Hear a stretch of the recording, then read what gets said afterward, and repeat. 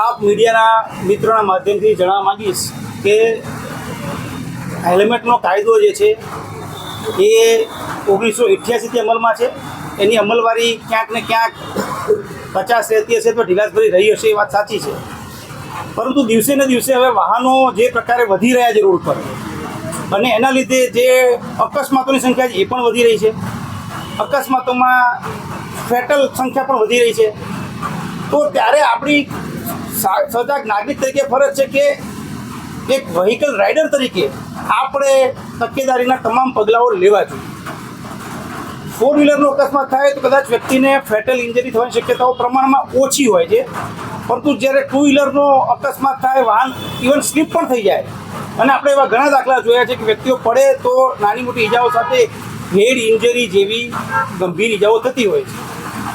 હેડ injury થાય, અંદર haemorrhage થાય, ત્યારે માણસની બચવાની શક્યતાઓ ઘણીવાર નહીવત રહેતી હોય છે ને આપણે એમાં આવા કિસ્સામાં જીવ ગુમાવતા પણ જોયા છે. એટલે વિવિધ સમયે નામદાર કોર્ટમાં આની પિટિશનો થતી આવી છે, જાહેર રીતની અરજીઓ. જે લોકો જાગૃત નાગરિકો છે સમયાંતરે અમે આવી અરજીઓ નામદાર કોર્ટમાં કરતા હોય છે કે સાહેબ આ પ્રકારનું પાલન થાય તો આવી ઘટનાઓ ઘટે એમ છે. અને એના લીધે હવે નામદાર કોર્ટ પણ સજાગ થઈ છે, તંત્ર પણ સજાગ થયું છે.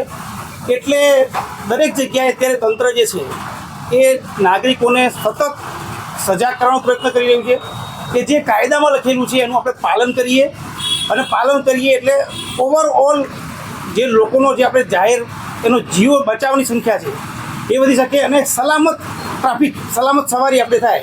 આપણે ઘરેથી કામ પર નીકળીએ, બહારથી નીકળીએ અને ઘરે પરત જઈએ, આપણા ફેમિલી માટે આપણે સહી સલામત પરત પહોંચીએ, એના માટે 4 વ્હીલર હોય કે 2 વ્હીલર હોય, જે સલામતીના ધારાધોરણ છે એને આપણે અપનાવીએ. આ જ નિયમની વાત છે. આપણા રાજકોટ શહેરમાં એ અમલવારી આપણે આજથી ચાલુ કરી છે. આપણે જોઈ રહ્યા છીએ રોડ પર કે ઘણા સજાગ નાગરિકોએ હેલ્મેટ પહેરવાનું શરૂ પણ કરી દીધું છે. મને એ પણ વિશ્વાસ છે કે આ એક દિવસનો કાર્યક્રમ નથી. લોકોમાં જેમ જેમ અવેરનેસ આવશે એમ એની સંખ્યા વધશે.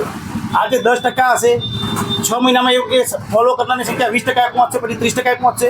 અને એવો પણ સમય આવશે કે લગભગ રાજ્યના, આપણા શહેરના તમામ નાગરિકો આ નિયમ જે છે હેલ્મેટના સુખાકારી નિયમ એનું પાલન કરતો થઈ જશે, એવો મને પૂરો વિશ્વાસ છે. પતિ પત્નીને નાનું બાળક હોય છે તો મહિલા કહી રહી છે કે બાળક ડરી જાય છે, હું પાછળ હેલ્મેટ પહેરું તો એટલે અમુક સિચ્યુએશન છે પ્રેક્ટિકલ પોલીસ જોશે. એ આમ તો કાયદો એવું જ કહે છે કે આગળના રાઇડર અને સહ રાઇડર એ બંને માટે હેલ્મેટ ફરજિયાત છે. બેની વચ્ચે નાનું બાળક હશે તો એના માટે જરૂર નથી, પણ આગળ કોઈ પુરુષ કે સ્ત્રી ચલાવી રહ્યા છે, પાછળ 12 વર્ષ 15 વર્ષ સુધીનું બાળક જે સામાન્ય રીતે સ્કૂલમાં જઈ શકે એવું હોય તો એના માટે પણ હેલ્મેટ ફરજિયાત છે. એમાં ડરવાનો કોઈ પ્રશ્ન નથી. આ એક આદતની વસ્તુ છે. આપણે કોઈ પણ રમત જોઈએ છીએ કે આપણે શેરીમાં ક્રિકેટ રમતા હોય તો એમાં હેલ્મેટ નથી પહેરતા, પણ ઇન્ટરનેશનલ મેચો તમે જુઓ એમાં ક્રિકેટરો પણ સાવચેતીના ભાગરૂપે હેલ્મેટ તો પહેરે જ છે. તો આ સાવચેતી માટેની આદત નાખવાની વાત છે. એમાં ક્યાંય બીવાની જરૂર નથી, કોઈ એવું માનવાની જરૂર નથી કે આ ડિસ્કમ્ફર્ટ ફીલ થાય, કે થોડોક ટાઈમ હોય, થોડોક ટાઈમ આપણે આદત આવી જ જાય. હેલ્મેટ વિરોધી સમિતિ કહી રહી છે કે ડરતા નહીં, 500 રૂપિયા ન ભરતા અમે ફ્રીમાં કેસ લડશું. એ સમિતિનો અધિકાર છે, એ નાગરિકોની બની સમિતિ છે, એમને વિરોધ કરવાનો અધિકાર છે. હું તો એટલું જ કહીશ કે સમિતિ પોતે પણ 500 રૂપિયા તો લેવાની જ છે, તો અમારી પાસે સમાધાન શુલ્ક પણ 500 રૂપિયાનું છે. આપ કદાચ કોઈ પણ કારણ સંજોગવશાત માનો કે હેલ્મેટ વગર નીકળ્યા છો તો પોલીસ પાસે સમાધાન શુલ્ક પણ 500 રૂપિયાનું છે, તો આપ ત્યાં ભરીને જ કેસ પૂરો કરી શકો છો. આપણી સમિતિ એમ કહે છે એમાં 500 રૂપિયામાં તમારો કેસ લડી, 500 રૂપિયા એ પણ માંગી રહ્યા છે, તો બેટર છે કે આપ સમાધાન શુલ્ક ભરીને ત્યાં જ પૂરું કરી દો, તો આપને સમાધાન સમિતિને હેલ્પ લેવાની જરૂર નહીં પડે. અમુક લોકો કહી રહ્યા છે કે 500નો દંડ જે છે એના કરતાં લોકોને પોલીસ જ હેલ્મેટ આપે તો શું? આપ મીડિયાના માધ્યમથી જણાવીશ કે આપને કદાચ ખ્યાલ જ હશે કે પોલીસે ઘણા દાતાઓની મદદથી લગભગ રાજકોટ સિટીમાં 3000થી પણ વધુ હેલ્મેટ સ્પોન્સર કર્યા છે. અલગ અલગ જગ્યાની વહેંચણી પણ કરેલ છે, અને અમે હજી પણ પ્રયત્ન કરી રહ્યા છીએ કે અમને સારા સ્પોન્સર મળશે તો અમે હજી પણ હેલ્મેટ આપવાના છીએ.